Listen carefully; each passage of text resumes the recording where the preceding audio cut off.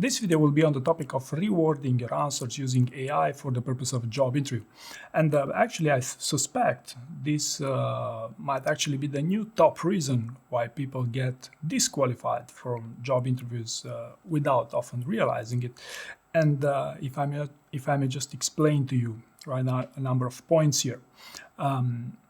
Basically, when you reword your answer using AI, it's no secret that the language you're going to use in your story is no longer be yours, right? For the most basic example, if you take an AI-generated story and try to speak it out, you'll quickly realize that's not your answer, and for a trained interviewer, they will spot you, right? Okay, now, there are, some candidates who go even further, like to try to use a combination of AI and their own answers, okay, in a bit to sound a bit more genuine. Right? And you think this work, but the problem is that in a job interview, you don't only receive questions for which you prepared, right? You also receive questions for which you have not prepared. And the problem is the contrast between a question you prepared, an AI answer if you want, and a non-AI answer. Because usually when you spend time preparing your interview, preparing your story using AI, you do not prepare to speak well using your own words, but rather with AI's words. And when you try to do it for the first time during a job interview, you use your own words, the contrast will be so evident that there will be no doubt that, hey, this guy, something is wrong, right? Something is not making sense here.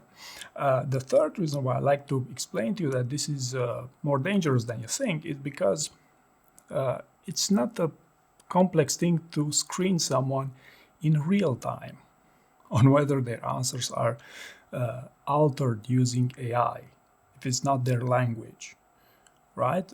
There's many speech-to-text applications, and if an employer uses a proprietary software, Amazon Chime, for instance, you can be sure they have the transcript from that conversation, and it takes half a second to check if your answers were altered using AI, right? And this actually brings to my fourth point here. They could do this even after the interview, right? And the problem with this is that you'll get disqualified and you won't even know why, right? They could tell you, hey, we found some other candidates which we think would fit better for the role that you're applying for. And if I may just close with this remark here, I've been testing these things, and I've been allowing people up until now to use AI-generated stories on my websites. And I've had zero success. Not a single candidate who used the AI to reward their answers got a job offer, right? Which, if you think about it, actually makes sense, because why would someone pay you a ton of money for a human being if you want to cheat them using AI? So long story short, in my opinion, this is actually the top reason why I believe candidates who prepare for the job interviews, by the way, get rejected these days, because it's simply so easy for an employer to check if you used AI.